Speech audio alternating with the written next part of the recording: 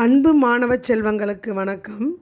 இன்றைய வகுப்பில் இயல் 4 அமைந்துள்ள அழியா செல்வம் என்ற தலைப்பில் அமைந்த ஒரு நாலடியார் பாடலின் பொருளை நாம் இப்போது காணலாம். இந்த பாடலின் முக்கிய கருத்து என்னவென்றால், பெற்றோர்கள் தங்கள் குழந்தைகளுக்கு பல வகையான செல்வங்களை சேர்த்து வைக்கின்றனர். அவற்றுள் சில செல்வங்கள் களவு போகவோ அழியவோ கூடும். ஆகையால் பெற்றோர் தம் குழந்தைகளுக்கு சேர்த்து வைக்க வேண்டியவை செல்வங்களுள் சிறந்ததும் அழியாததுமாகிய செல்வம் எதுவென்றால் கல்வி செல்வம். ஆகவே கல்வி செல்வத்தை சேர்த்து வைக்க வேண்டும், கற்றுக் கொடுக்க வேண்டும் என்ற கருத்தை தான் இந்த பாடலுடைய செய்யுள் முன்வைக்கிறது. இந்த பாடல் எங்கிருந்து கொடுக்கப்பட்டுள்ளது, எந்த இலக்கியத்திலிருந்து கொடுக்கப்பட்டுள்ளது என்றால், நாலடியார் என்ற நீதி நூலிலிருந்து கொடுக்கப்பட்டுள்ளது. நாலடியார் யார் இயற்றினார்கள் அப்படின்னா, சமண முனிவர்கள்.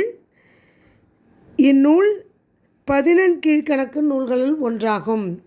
14 கீழ்க்கணக்கு நூல்களால் என்றால் 18 நீதி நூல்கள் அடங்கிய நூல்கள் தான் 14 கீழ்க்கணக்கு நூல்கள் என்று சொல்கின்றோம். இது வெறும் அறக்கருத்துக்களை மட்டும் சொல்லக்கூடிய நூலாக அமைந்திருக்கும். அந்த 14 கீழ்க்கணக்கு நூல்கள் என்றால் 18 நூல்கள் நீதி நூல்களை உடையதாகும். அந்த 18 நீதி நூல்கள் ஒன்றான நாலடியார் பாடல் ஒன்றை தான் நாம் இப்பொழுது காணப்போகின்றோம். இந்த நாலடியார் யார் இயற்றினார்கள் என்றால் சமண முனிவர்கள். இது சமண முனிவர்கள் பலரால் எழுதப்பட்ட நூலாகும். இது 400 வெண்பாக்களால் ஆனது.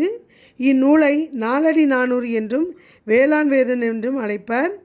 திருக்குறளை போன்றே அறம் பொருள் இன்பம் என்று முப்பால் பகுப்பு உடையது.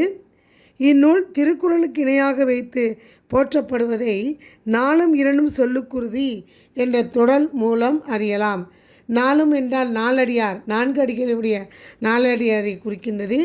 2 என்றால் 2 அடிகளை உடைய திருக்குறளை குறிக்கின்றது. இப்பொழுது பாடலை காணலாம். வைப்புழி கோட்படா வாய்த்து ஈர் கேடில்லை. வைப்புழி என்றால் செல்வம் சேமித்து வைக்க இடத்தை குறிக்கின்றது. அதாவது கல்வியை செல்வம் போல் வைத்திருப்பினும் கோட்படா என்றால் அது பிறரால் கொல்லப்படாது.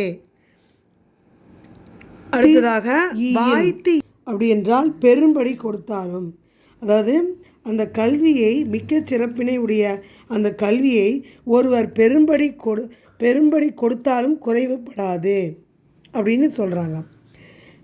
அடுத்ததாக எச்சம் எவனொருவன் மக்கட்கு செய்வன பிச்சை மற்ற அல்ல பிற. ஆதலால் எச்சம் என்றால் செல்வம் என்று பொருள். எவன் ஒருவன் தன் குழந்தைகளுக்கு சேர்த்து வைக்க வேண்டிய செல்வமாக கல்வியே ஆகும் என்பதை உணர வேண்டும். எச்சம் என ஒருவன் மக்கட்கு செய்வன பிச்சை மற்ற அல்ல பிற.